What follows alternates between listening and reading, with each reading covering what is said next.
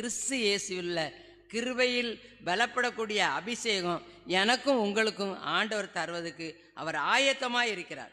நம்ம என்ன செய்யணும்னா, ஆண்டவரே அந்த அபிஷேகத்தை எனக்கு தாங்க, அந்த அபிஷேகத்தினால் என்ன செய்யுங்க, நிரப்புங்க. அந்த அபிஷேகம் இல்லாமல் அந்த இடத்த விட்டு நான் என்ன செய்ய மாட்டேன், போக மாட்டேன் அப்படின்னு சொல்லி ஆண்டவர்கிட்ட கேட்கும் பொழுது நிச்சயமாக ஆண்டவர் நம்மளை என்ன செய்வார், நிரப்புவார். அல்லேலூயா. கிறிஸ்து இயேசுவில் உள்ள கிருபையில் பலப்படும் அபிஷேகம். தேவ சித்தத்தை செஞ்சா இந்த அபிஷேகம் நம்ம கூட இருக்கும். அபிஷேகத்தினால் நிரப்பப்பட்டா இந்த அபிஷேகம் நம்ம கூடவே என்ன செய்யும், இருந்து தங்கி இருக்கும். உன்னதத்தின் ஆவியை உந்தன் பக்தர் உள்ளத்தில் ஊற்ற வேண்டும் இந்த நாளிலே. உலகமெங்கும் சாட்சி நாங்களே. உன்னதத்தின் ஆவியை பக்தர் உள்ளத்தில் ஊற்ற வேண்டும் இந்த நாளிலே. உலகமெங்கும் சாட்சி நாங்களே.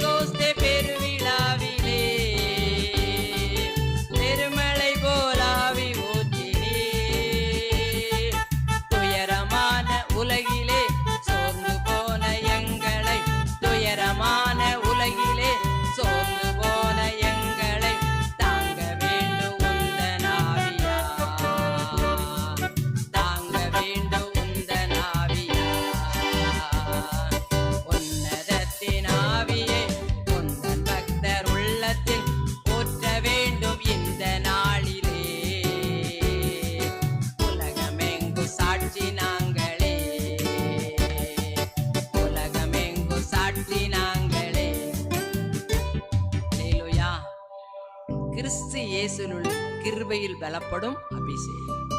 தேவ சித்தத்தை செஞ்சாரு, தேவ ஆவியை அது அளவில்லாமல் என்ன செஞ்சாரு, பெற்றுக்கொண்டார். அடுத்தது அவர் பவுலிட்ட காணப்பட்ட ஒரே ஒரு காரியத்தை பார்ப்போம். 2 கொரிந்தியர்ல 12ஆம் அதிகாரம் நினைக்கிறேன், 2 கொரிந்தியர் 12ஆம் அதிகாரத்தில் பவுலை பற்றி சொல்லப்பட்டிருக்கும் பொழுது அவர் என்ன பண்ணாராம் பாருங்க. 2 கொரிந்தியர் 12ஆவது அதிகாரம் 5ஆம் வசனத்தை வாசிக்கலாமா?